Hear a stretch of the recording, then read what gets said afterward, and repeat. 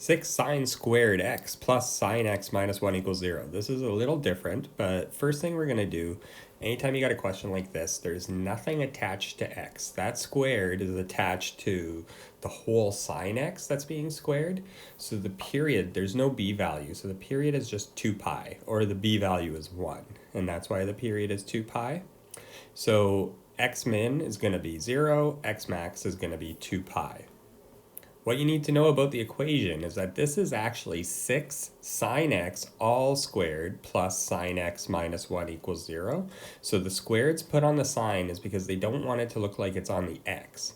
So what we're going to graph is 6 sine x, well, 6 sine squared x, but we're actually going to have to put that squared after the bracket on the x. You just don't want it inside.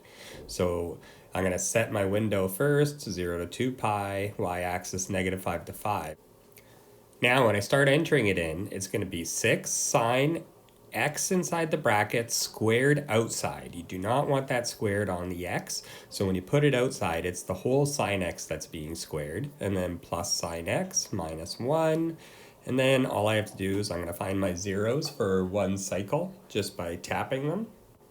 So I get 0.34, 2.802, 7 pi over 6, and 11 pi over 6. And just round that 2.802 to 2.80.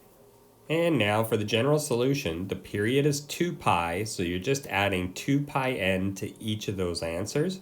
And just make sure you always say n is an integer at the end. And again, it'll probably be done symbolically.